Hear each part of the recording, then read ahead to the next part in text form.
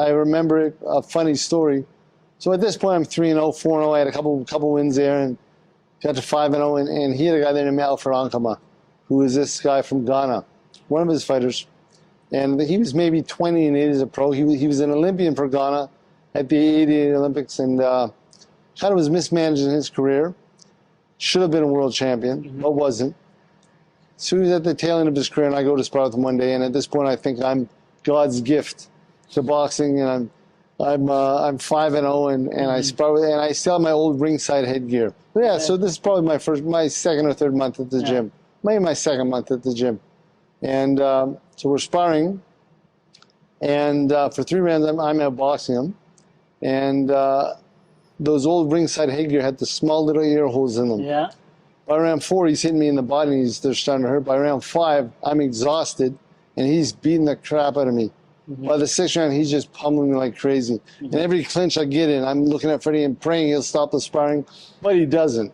And now I'm sure he was just doing this to teach me a lesson that I really need to be taught. Yeah. And anyway, so this guy, it was probably the single worst beating I've ever taken in sparring.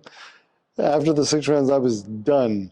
And I go out of the ring and take the headgear off. My eardrum had been perforated during the sparring. And I blew my nose and the ear came out of my ear, and for say your eardrum is broken. It's not a horrible injury, but you're going to have to take a week or 2 off sparring. He said, you need a better headgear. This headgear is not good enough for the pro guys you'll be sparring.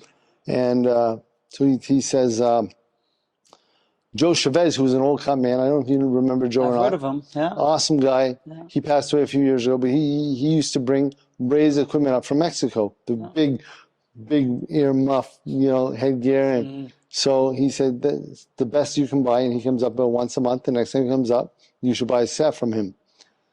I said, I was embarrassed. I was 21. I could barely afford my rent. I said, I really have no money, and I can't afford to, it was $400 for a little set, gloves, headgear, cup.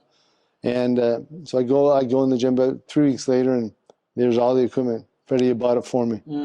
And and that's he was a good guy like that. He took care of his fighters, and he was. So he saw something in you then. He saw something. Something, yeah. Oh, yeah, for sure. I mean, they wouldn't waste their time on fighters that didn't have something.